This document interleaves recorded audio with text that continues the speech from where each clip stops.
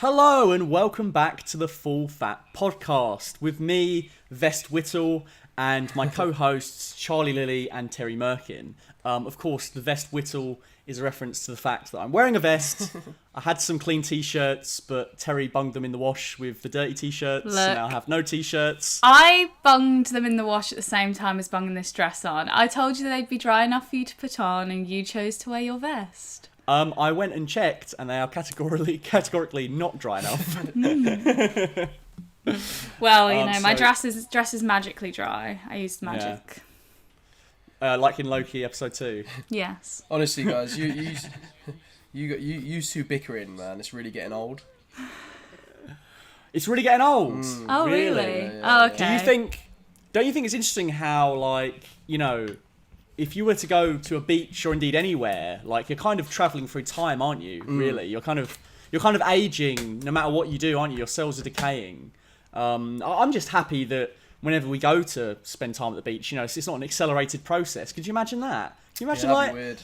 I went to the beach, I went to Whitstable, and then I come back from Whitstable, and I'm 60 or whatever, and I've got a kid. That'd be crazy. That would be weird. Yeah. Hi, this is your new mummy, Terry. I don't think so. They've just met. We are, of course, referring to M Night Shyamalan's Old,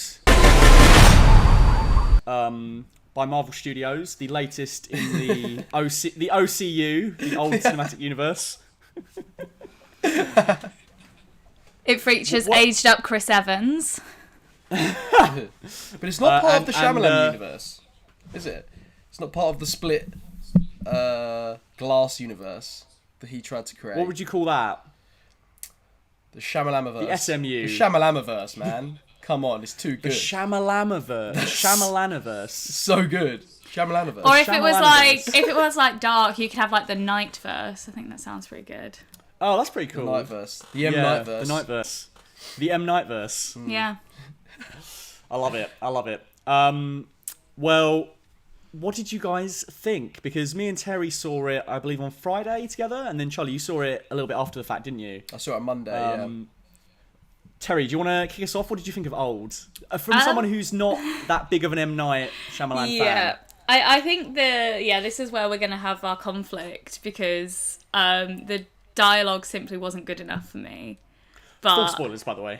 Full spoilers, yes. Yeah. The plot beats, the deaths, you know, the tension, all of that was like, I've honestly been thinking about it for like the last week. And I don't really think about movies like that. So I was actually lying awake at night thinking, God, this would have been the best movie if the dialogue was good. So that's my review of You're not a big fan of horror, are you? No, but I really enjoyed that because I didn't think that like there were some gory bits, like, again, full spoilers. It should come up on the screen so everybody knows to go away now if you haven't watched it, because I'm going to spoil everything, and my headphone just fell out, so I'm stalling. Okay, like the bit where like they cut out the tumour and stuff like that, like I did look away a bit on the tumour, but then I felt like comfortable enough to look back. Whereas I hate like mindless gore, and I think that this didn't involve any of that. It was horror without being like too graphic and disgusting. It just had just enough that you go, oh, that's awful, if that makes sense.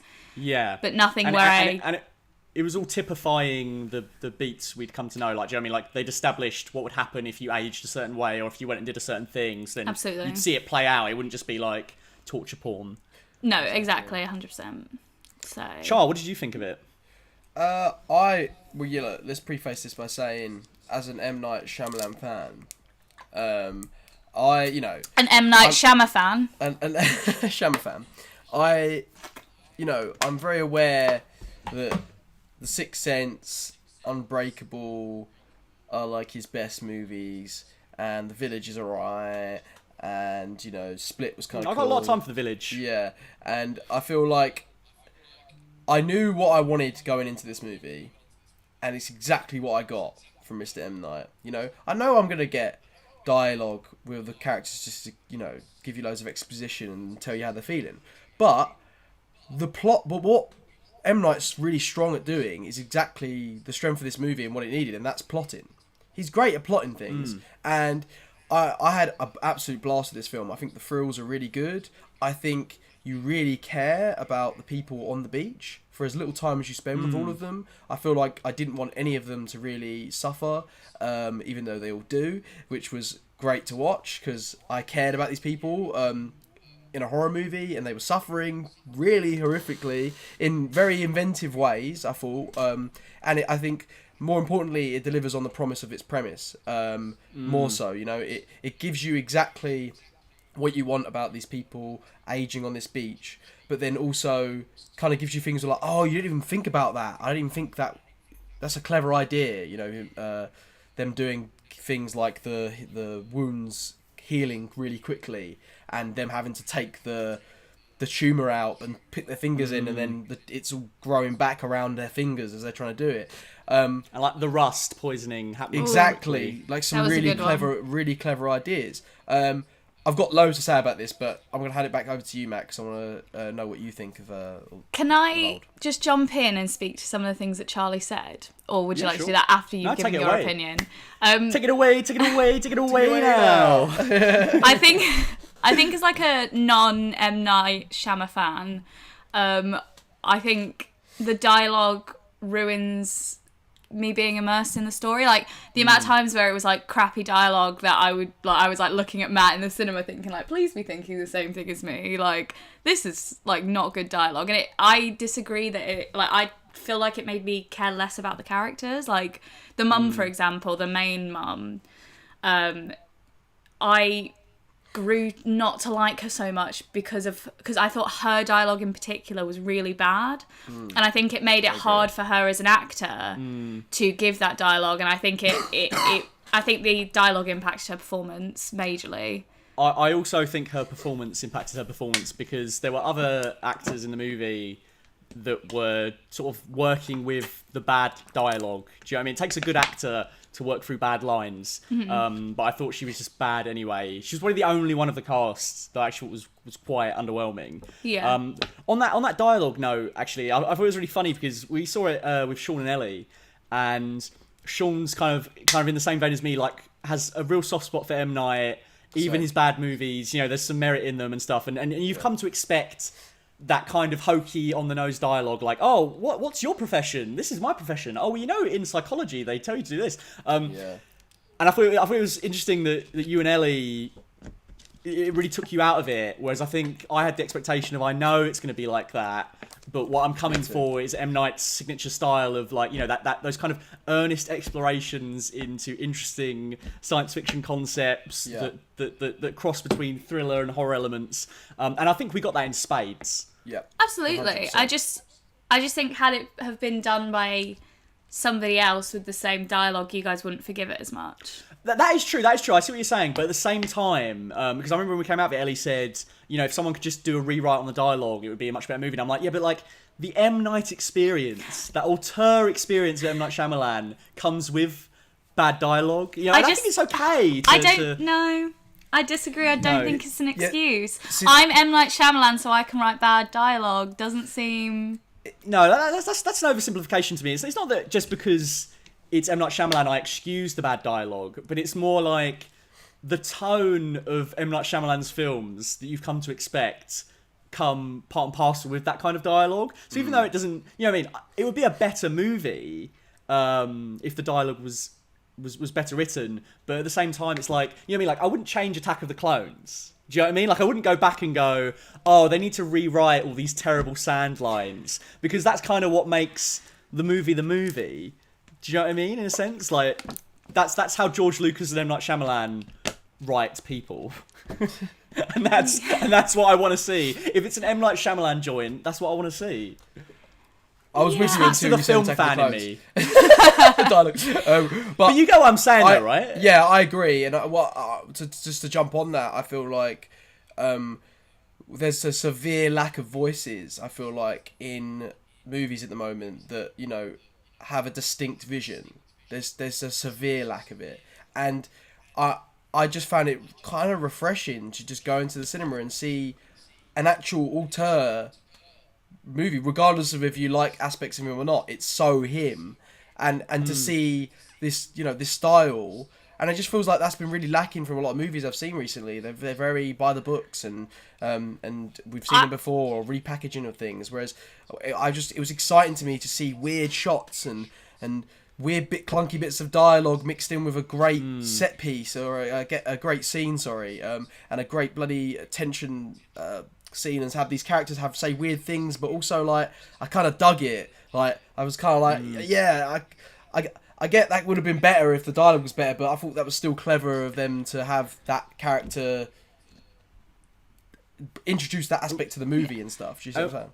Weirdly, for me, even though large swaths of the dialogue were bad, I liked everyone, even the people that like were doing terrible things. There was elements to them that you liked, and there were elements where you wanted them to survive, and like no one met an end where I was like, you deserve that. Do you know what I mean? Like, I felt bad for everyone. The doctor guy, maybe.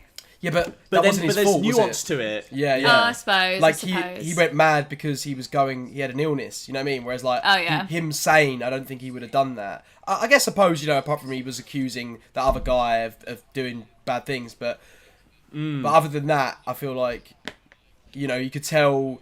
I feel like there was, as much as the dialogue was telling you he's very stressed out at work, I do find that his performance and the situations he was in already told us about that, and him as a doctor, that he's a stressed out doctor right now.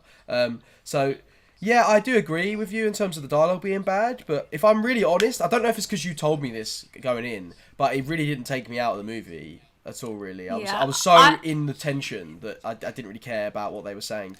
I just wonder if it makes these movies inaccessible to non-film fans. Do you understand? I think it's a tremendously accessible film, though. Yeah, I do. I think I could take my mum to see it. Me too. think we went to see it. Like, I just think like it's a gettable concept, and absolutely, we're complaining about the bad dialogue, but I don't think general film audiences are going to really be going, "Oh, that hit the ear wrong." Like some of it's hokey, but I think it works within the tone of the film as much as it's paced well, and then it goes kind of off the reserve in the last 20 minutes and kind of ends like Jurassic Park comes to mind.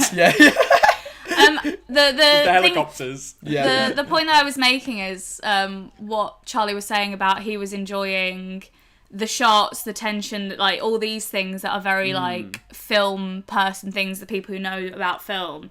So if you're going in just to kind of watch a story, and I personally feel like the dialogue is really jarring, it's like I don't think it hits the. I really don't think it hits the ear right, and I think even as just a regular moviegoer, you can sense that, and that's. But do you not think like the fact that you're still talking about it a week later and talking about the character moments and the nuance in where that story went speaks volumes where the dialogue doesn't? I think, as I said, the plot beats were, apart from some wavy bits at the beginning and the end, the plot beats for the main chunk were absolutely fantastic. And as I said, I was up all night thinking about it the other night, and I don't know what you guys have done to me to make me want to do that. Sorry, I was thinking about that meme, where they're like the couples lie next to each other, and it's like, she's probably thinking about other guys. Thinking about M Night Shyamalan's Old, keeping me up all night.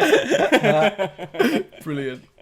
That's pretty much what it was. Just to go off your point, Terry, a minute ago you were saying about the average moviegoer. I disagree with you about the dialogue thing, because I think that you're more conscious of it because you also do write.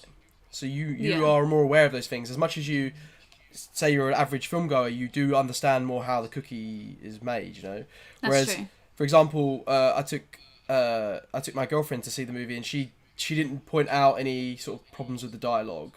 Okay. She picked up problems she had with some of the plot. Yeah, but Charlie, that's because your girlfriend's not real. Oh yeah, but don't tell people about that. You know what I mean? It makes me feel awful. We're gonna have her on the podcast next week. Yeah, well, she's already here. She's right next to me. What do you mean? I can't think of anything Jade would like less than to come on this podcast. I meant invite Charlie's imaginary girlfriend on. She just. Oh right. Yeah. Jade. Yeah. We can just have a blank screen for the whole podcast.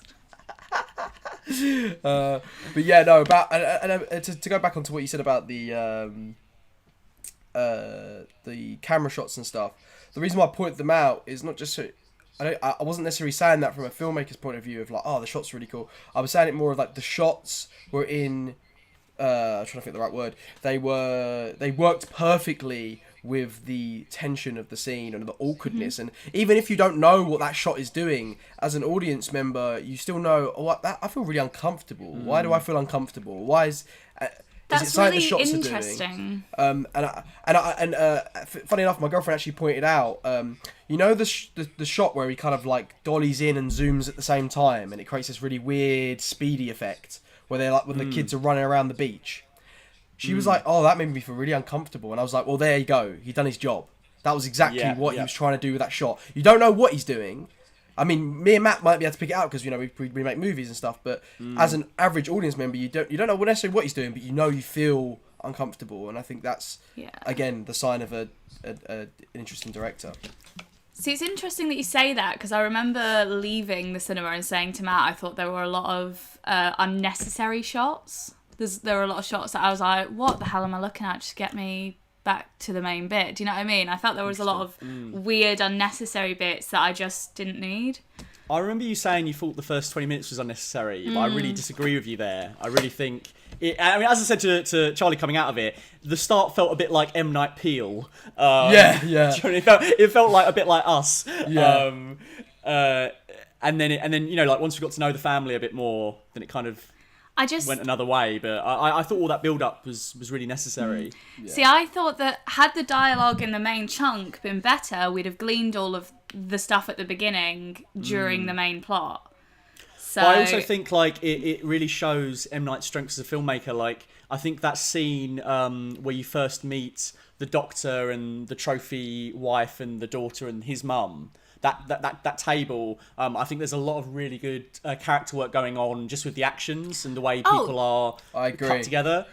Absolutely, that bit, like I think from the point they got to the resort, great. I think everything before the resort, when she literally stands up, is like, "We are due to be separated," and it was like, they could have done that without any dialogue later on. But at the same time, I also think there was some great dialogue here and there. Yeah, like, I agree. The joke where the two black characters, like they were listening to the white characters talking about how much they're like wrinkling and aging, and they both look at each other like, bet they wish they were black now. Like that was a great gag. Yeah, that was a great gag. And like I just think there was stuff like that interspersed throughout. Like there was some really good funny moments. Like what was it when there's a gag I'm forgetting where like basically one character asked two questions. And one of them was really important about like what's happening to them, and then the character answered like the second bit. I can't remember. I'm gonna butcher it. I can't remember the gag, but I remember really like laughing out loud. Was it the bit when he kept asking what was that Marlon Brando Jack Nicholson movie? No, it was something. It was something else, but I can't remember what the line was. But there was some good bits in it. There was. Must have been a very good joke. If you can't remember it. You know what it is? It's because I'm past the point of where I could even paraphrase it, so I don't want to butcher it. Butcher it, yeah. Yeah. Of course. Yeah, No, I get you. Especially with jokes. I did like Mr. Shyamalan's little cameo though. I thought that was I want very to talk nice. about that. Sorry, I jumped straight in. No, I think contender for one of his best cameos because it Genius. makes him the director within the film and outside of the film, and also I just love that he's kind of like a signifier of the horror, isn't he? Because like there's really creepy shots where you're looking out like over the hill. And there's those flashing lights and cameras and stuff. And the way one of the characters was like, they're filming us. Why are they filming us? It's like, oh, it feels horrible that they're like boxed in and being observed as they just decay.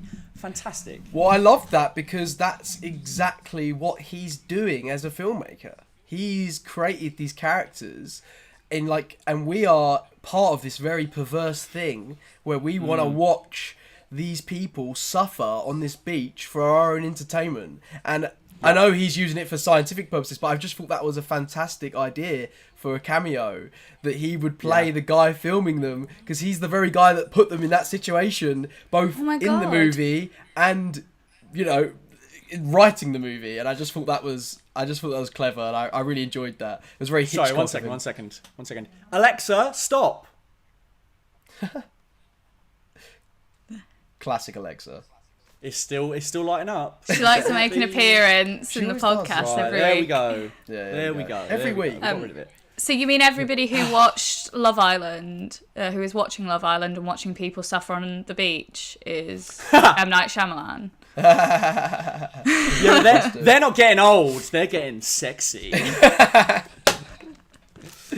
Oh yeah, no. But I also my favourite death was the woman that kept trying to make herself pretty. Yeah. And was fearful of her age. Obviously, bit of a cliched character in that sense. Like you kind of know where that character's going. Yeah. But the death itself, where she's kind of like tossing and turning, breaking her bones because she's become so brittle because of lack of calcium. But then because they're healing so quickly, they end up in like this awkward position. Stuck there. And then she's getting frustrated with herself, so she's making it worse. And then by the end, she looks like a necromorph. Yeah. It's fantastic death. I'd say the best death in the movie. Yeah, I would Terrifying. agree. It was brilliant. It was such a clever idea.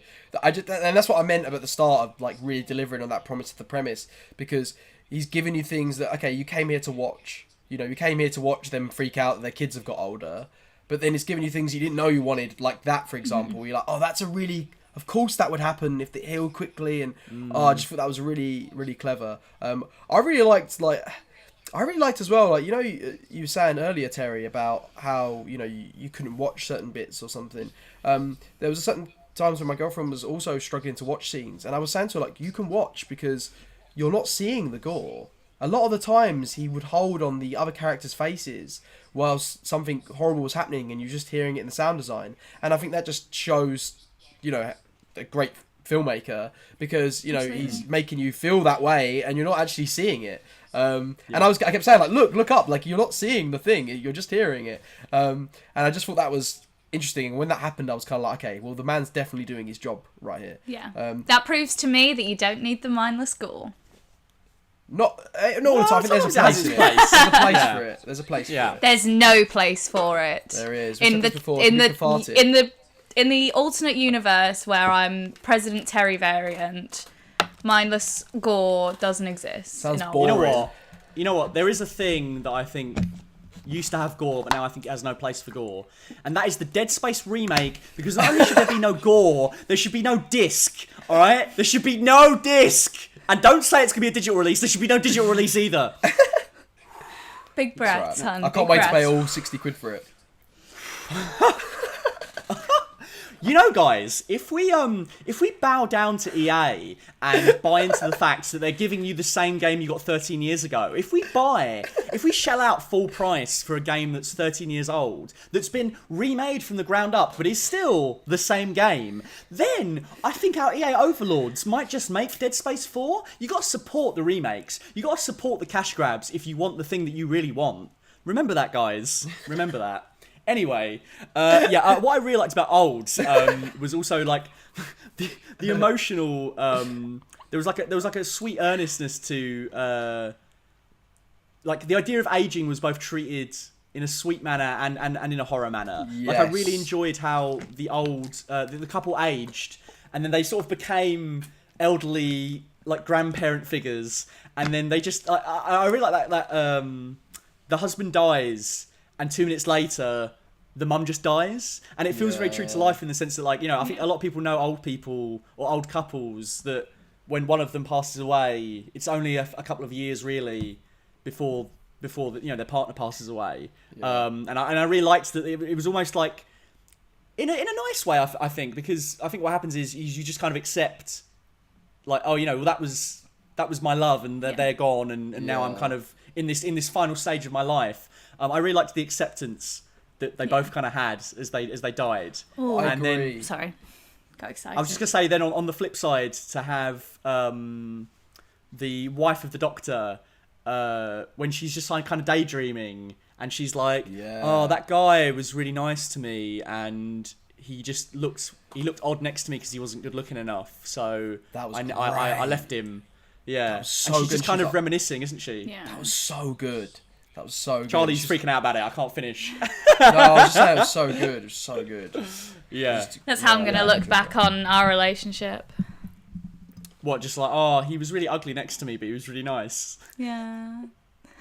Aw. Well, you know what? I'm glad that I'm that guy in this paradigm because that means I'm not on the shitty beach. You can go Oh, on with damn it! That's Where is that guy in the movie? He's just off in some other country chilling, and then he like she says it, and then at the same time he's like, somewhere Palpatine's still alive. Oh no. On the bit of them growing old together on the beach, I really liked how he started to go blind and she started to go deaf. And then when the doctor was coming towards them, he couldn't see, but she was on the wrong side, so she couldn't hear. I thought that was because you were like, just hear him. yeah, That was really which good. was I really liked that bit. I just wanted to go back to what Matt said about that really sweet sort of like death scene with the husband and the wife as well, because I thought what I loved about it was when the husband died and then the wife got up and she started walking and then the camera moved away from her and then we heard her fall and the camera tracked back, and instead of walking towards the river like she crawled back to lay next to him, and I thought that was so good. That was so sweet and such a great way of like tying off that relationship. I was really shocked at how sweet it got, and I agree with you, Matt. I really liked how they sort of like, oh, what was we arguing about? Oh, I don't know, it doesn't matter. Do you know what I mean? We don't need to do that. Sort of thing. It kind of had quite a sweet message about getting older in a weird way, as well as it being horrific in the balance. I also loved how the two kids, as they grew up, they sort of fell in love with each other, but it was in a very like first time crush infatuation kind of way. Do you know what I mean? Like they just became besotted with each other just because they were like the Romeo and Juliet, weren't they? And then of course, like the baby passes away because it can't survive in this sped up arena. And it was all just like so harrowing, and I loved that even as they were aging, they were also maturing, but then they also kept that kind of air of being a 6-year-old, like the way Nat Wolff was like looking up at her as she was climbing, and he was like, no, don't leave me. It was as if it was like an early teenage relationship, but he's no longer like that person. All the dynamics and the way it plays with the existential horror of the fact that your body will decay. There is nothing you can do, and also you don't know what's going to get you, but something's going to get you one day, and you can't fight that. And I just love the inevitability of it in Old. Like what I mean, like they're all at the mercy of not like a monster. They're just at the mercy of themselves and their own bodies. Of time. I 100% agree. Yeah, and you just reminded me of my other favourite death, which was the baby scene. I thought that was fucking ballsy as fuck, and I thought that was like horrific, and I think it comes, and I don't think you're expecting it at all. No, I don't think you're expecting it, and you don't think that kind of movie, because the movie's got like, I really like movies that are kind of like, it's really bright and you're on a summer beach, you know what I mean, and it looks, it's typical resort holiday, it looks gorgeous, but yet this probably the most horrific thing that happens in the movie happens, and you're really not expecting it, and it really hits you, even though you like you said again, you don't see that, you just see her holding it, and her saying it sent shivers up my spine. I thought it was horrific. And I was just so uncomfortable with the whole premise of they're essentially like 6 years old, and like all that happens, like it made me feel so uncomfortable. But then when you actually think about it, like it would. That is exactly probably what would happen. Because like you can't think of them as like 6-year-olds. They're like mayflies, aren't they? Like they've matured into teenagers incredibly quickly, and now like they've entered that different stage of life. They even say they have more force. Yeah, which I thought was interesting. I think that was to justify it, to be honest. Like, yes, our brains are developing too, so this is okay, if that makes sense. I see what you mean in the sense that I think America would have been up in arms if they hadn't have said that, because they are technically 6-year-olds, but they're not really. It's a grey area that we're not going to get into. But that's part of the horror, I guess, isn't it? That you could start off as a 6-year-old, and by the end of the day, you're in your 50s. You've had a child. Do you know what I mean? Like all these incredible life experiences that you should have waited for and had to happen naturally, like all ripped away from you. I thought it was great fun. I think you could take you could take your mum, dad, your girlfriend, boyfriend. Like, do you know what I mean? I think you could take anyone and have a good time. I think it's a really gettable concept, explored really well. I had a lot of fun, and even the hokey stuff just plays into the good time that is Old. John Barrowman is completely wrong. Mm-hmm. He was a dickhead anyway. You know, we confirmed he was a dickhead at the start of 2021, but now he's decided to go even further into dickheaddom by tagging M. Night personally and tweeting about how shit the movie is. Like, bro, you were in the Chibnall era of Doctor Who. You can't say shit, alright? You can't say nothing, alright? And you got a refund, you petty bastard, man. That's the most petty shit ever. Like, it's not like you ain't got money as well. Like, you did it literally on your principle, and I thought that was the so cinemas, stupid, man. The cinemas are in so much trouble right now. Yeah, what kind of dickhead do you have to be to take money from the cinema, regardless of whether you enjoy it? And also, it's art. It's art. You take that risk. Yeah. Like, even if he wasn't a millionaire, which he is, like, it's chump change to take a ticket back. Even if you weren't a millionaire, I'd still say, you know, like, as you say, that's the risk you take. Like, you enter a contract when you buy the cinema ticket that you may or may not like this movie. It might be a piece of shit, but that's the whole point. That's the fun of and the joy of going to the cinema. You never read a book and then go, oh, I didn't enjoy that book, I'm going to take it back to the bookstore and get a refund. Yeah, it's true. Yeah. Like... Yeah, you know what? I'm sick of EA this week. I'm sick of John Barrowman, and I just think M. Night Shyamalan should be making the Dead Space movie. There we go. That would fix all my problems. I'll get into contact with him. That'd be great. So that was M. Night Shyamalan's Old. There is a new movie coming out this Friday in UK cinemas, and that is, of course, The Suicide Squad.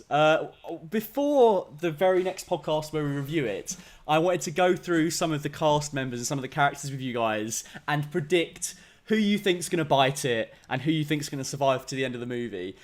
What's doubly funny about this, though, is I realise, literally as we're doing it, is that we record these on a Wednesday and then release them on a Friday.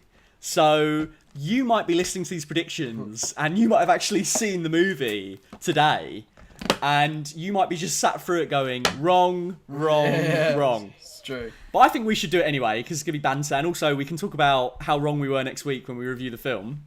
And also, they'll probably enjoy being in the future and being like, haha, look how silly they look.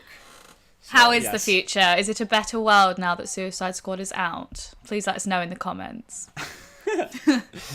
Okay, so I'm going to go in no particular order. And I'm reading off of IMDb here, so if I seem weird on the visuals, guys at home, that's why. Yeah. Nathan... Joel Kinnaman. What do you think? Rick Flag. Do we think he's going to die? Interesting. I don't think he's gonna, but I totally could see it. I see what you mean. I see what you mean. Because you also, see what I mean, like, right? if he's kind of their handler, it makes sense that before the third act, he bites it, so they're on their own. And also, I think, out of the returning characters, I think definitely one of them's going to bite it, because I think James Gunn is aware that the returning characters seem quite safe. So I definitely think Rick Flag is definitely up for the chop. Captain Boomerang, I'd say equally up for the chop, in the same sense. Yeah. That is true. However, I've got a feeling he won't be. And the only reason for that is because he's in that Suicide Squad game. And I think that they'll want to push to making more of a character in the movie and therefore not killing him. But that doesn't mean he can't die. That's true. I agree. But that's my sneaky suspicion. Yeah, because as much as James Gunn said that Warner Brothers let him kill whoever he wanted, my jaw will hit the fucking floor if Harley Quinn perishes. No chance. Exactly. No there's chance. no way. They make too much money out of Harley Quinn at the moment. They're not going to get rid of her. I mean, I think it would be bold, and also I think now that you've established these kind of multiversal rules with this upcoming Flash movie, I think you could kill her and still have Margot Robbie's Harley Quinn pop up in the future. So if they were going to do that, then I could see them killing her, because you have to think at the same time, as much as they're not going to do it, that would make the movie, wouldn't it? If she got like the most epic death that you weren't expecting. Harley Quinn got killed. That's the equivalent of Jon Snow staying dead. Yeah. It's true. But I would say she's probably the safest. Would we all agree? Yeah. But she's almost so safe. it's true. It's true. But I'm like, would James Gunn do it? But It's probably true. not. Is she the only female in the squad on the roster? No, there's a few. Oh, Terry, you've put your foot in your mouth here. There's quite a lot of female characters in this one. I'm just there wasn't too many last time. Just checking it out. I don't know who's in the lineup. There's Ratcatcher, there's Mongol, there's Amanda Waller, who, to be fair, doesn't really count as part of the squad. To be fair, I think that might be the only two women other than Harley Quinn. Oh no, there's only 3. So I think at least one of them may die, but I don't think they'll kill all the women. Yeah. Yeah, I think Ratcatcher's probably dead. Although, Ratcatcher... It's like Lord of the Rings. Ratcatcher and Polka Dot Man and all the really shitty ones, I think, stand a good chance of surviving, because that's very James Gunn, isn't it? Oh. Yeah, and he would probably make them interesting in some way. I'm sorry. Exactly. I think Polka Dot Man is so dead. So dead within like the first third. Polka Dot Man is out. I think we all want to think that, but I think James Gunn is going to make him the Yondu of the movie. In a movie where Yondu's already in it. Which brings me to my next point. I think Michael Rooker is a goner. I think he's a goner. I think Sean Gunn's Weasel is a goner. I think basically anyone that's already a Guardian is a goner. I think Javelin's the Weasel's a goner. to stay. I think the Weasel's to stay. What? I think Really? I think Javelin's dead. Yeah, because it's so James Gunn to keep the Weasel. I think Javelin's dead. Because I think I was looking at the featurette and it was however the actors spoke about their characters. And when they struggled to say stuff about them or kind of beat around the bush, I was like, okay, I feel like you're dead because you don't know what else to say about them. But they're also under NDA and there's only so much they can say. That is But I see what he's saying, because he sort of... No, but I see what you mean in the sense that, like, Kelly Marie Tran, what do you think of Rise of Skywalker? What do you think of your role? And her answer is just... yeah, I mean, it's definitely an interesting one for sure. Like, non-statements, because she's not in the movie, really. Yeah, exactly. Like, that's what you're getting at, kind of, isn't it? It's like, Polka Dot Man, they don't want to ruin the surprise, so he's just going to say, like, a load of vague comments about his character. Yes. Whether or not he's in the movie for very long or not, we don't know. We can't ascertain from the interview. Yeah. What if it's a red herring that he's going to kill anybody and they all survive? Everybody lives, Rose. Just this once. Everybody lives. They could do that.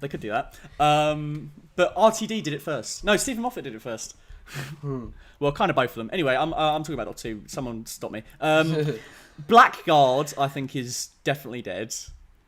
Also, I disagree with you on Weasel. I think anyone that's a Guardian, I think he's brought them in because he wants to work with them.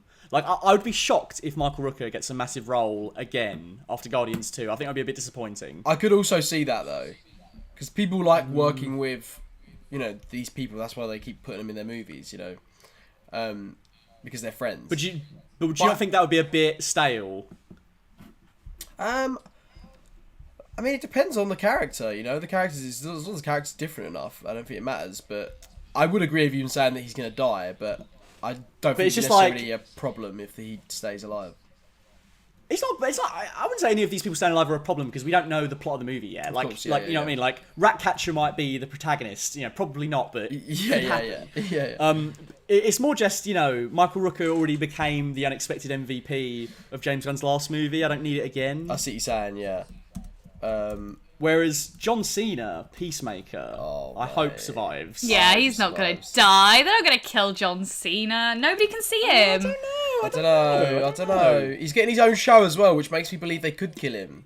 Because it could be like we wanted to spend more time with this guy, so we'll do a prequel series or something. Yeah. I think he's safe.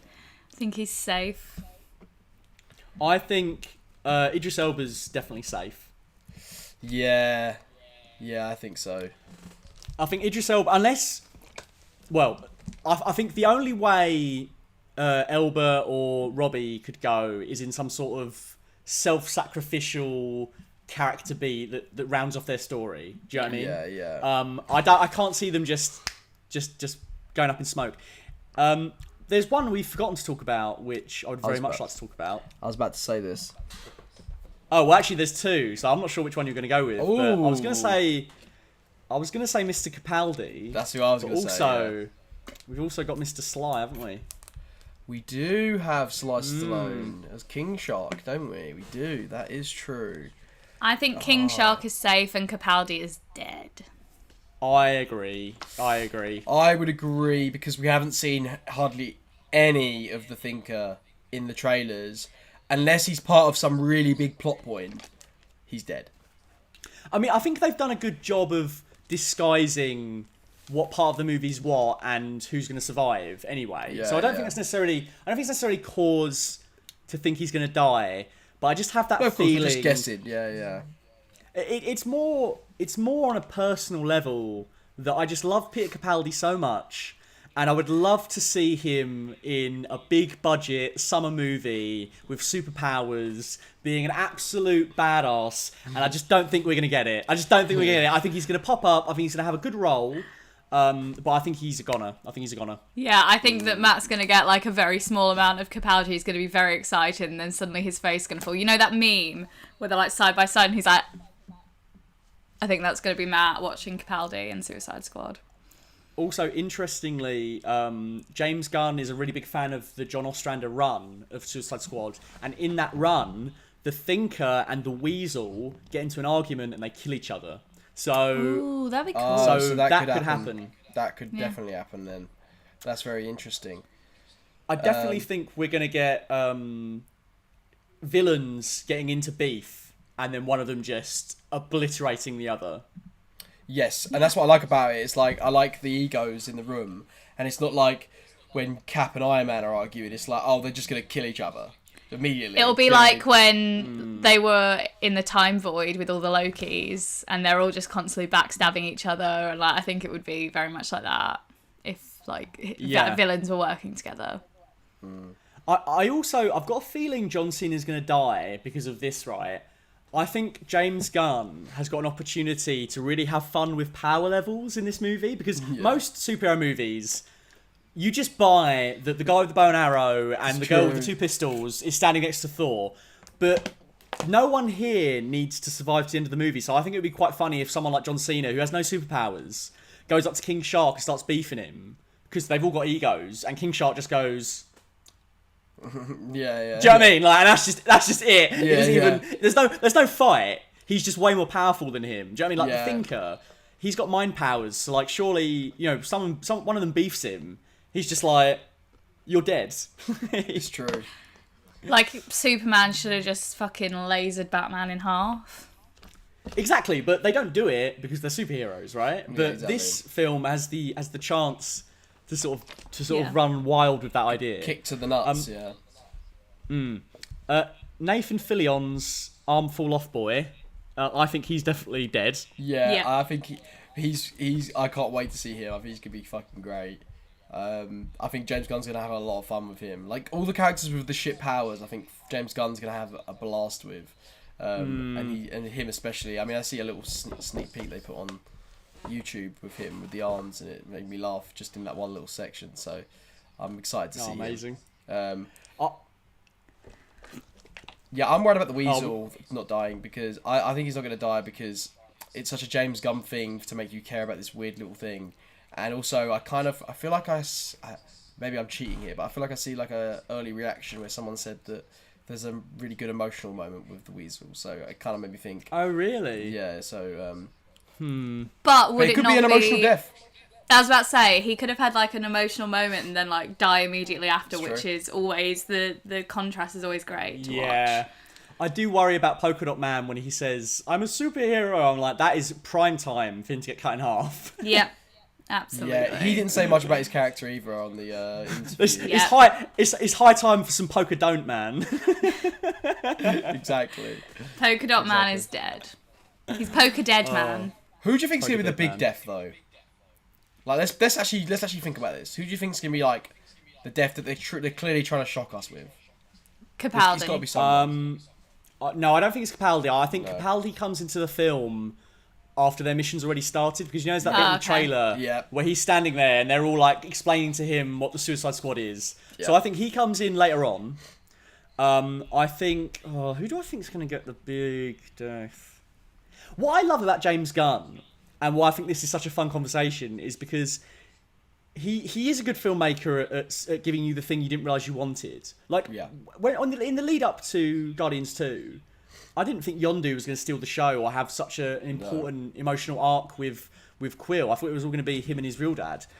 So I definitely think there's at least one person in this cast that we have completely slept on. Yep, definitely. The trailers have slept on, the interviews have slept on, and they are going to absolutely boss it. Definitely. And they're going to survive. Definitely. I got a good feeling, mate, that you could be right about Peacemaker, because he's been on all the talk shows. They've pushed him quite a lot. You know, he's getting his own show, and I think the fact that he's getting his own show says to me that, like, you know what I mean? They like the character a lot, and they wanted to do something more with him because they thought John Cena was great in the role, but they've killed him, and they're kind of like, oh shit. I've got a feeling that could be the case. I disagree. I think that he's gonna survive. I think he's a safe bet for a goner, because I think the show is designed to make you think he's going to survive. Yeah, I think so. But I think the show will be set before. Yeah, I think so. But we could be wrong. Do you want to put some money on it? No, I don't want to do that again. We're not having another Harry Bag bet episode. You know what we should It's not do, happening though? again. We should write down a list, and we should just see who got the most right. I think we should do that. Okay, all right. that'd After be this, fun. we'll come write up down with a list. the ones you said. And then we'll go through it next week. Lovely. I think that'd be good. I guess no more predictions. I'm just going off IMDb. Yeah. I'm not sure if this is the full list of heroes, but we've covered a fair amount of them. Yes. Let me just go through the stills and see if there's any big boys we're missing out. Yeah, that's true. And then I think I'm gonna go did we say Blackguard? We did say Blackguard, didn't we? Yeah. Pete Davidson. Yeah, Pete I Davidson, think he's a goner. I think he's a goner. Yeah, he doesn't talk much in it. He just says it's cool to be in the Suicide Squad. Exactly. Also, it's Pete Davidson. I think they've just brought him in for like the banter of having Pete Davidson, and then he's gonna. Also, he's another character that just has guns. I think all the characters with no superpowers, I think they are risky. I think one of them's gonna get eaten by King Shark. Yep. Wait, hold Yeah, on. Is Taika Waititi's apparently in the movie? I don't know what to say because I know either way. I know what you're referring to. Yeah. Interesting. He's been confirmed, so. Oh, okay. All right, Yeah. You know what? Spoilers if you didn't realise he was confirmed. But I saw on Twitter the other day like a screenshot with him in it, so I know what he's doing in it. Yeah. Don't spoil it. I want to Yeah. see. But he's definitely in the movie. I think he's. Oh no, tell a lie. He was confirmed, wasn't he, ages ago? So that's fine. It's all Oh, good. thank God, Just thank don't say any more. Say no more. Say no more, fam. Say no more, fam. Yeah, I feel like it's interesting. Obviously, James Gunn's put his wife in the movie, Jennifer Holland. She's in the movie. Oh, really? Yeah, she Something is one of all directors should do if they have actor wives. the... Is that you? Yeah. Looking at that. I think we should leave that there and say and leave it on the note that I'm very excited Same. for the Suicide Squad. Me And too. next week's episode, we will be reviewing it in all of its glory. Very It's gonna be a good week. Is there anything you guys would like to plug or talk about? Would you like to rant about the creative bankruptcy of EA making Dead Space again? No. Or you wouldn't like to talk about that? Okay, No. okay. Oh, one thing I would like to say is I crossed 300,000 subscribers today. So Hey. thank you very much to everyone who has subscribed or watched the videos over the years, or come to the podcast either on audio or on the YouTube channel. Massive thank you. I did want to do a 300k Q&A, but I don't really have time today, and this week's a bit tight for me, so I'm going to try and do it this week because I think that'll be really fun. So stay tuned onto the main channel, and The of reward course is Matt with vest. And yeah, and of course, yeah. I'll do it in a vest. I'm not going to do it in a vest.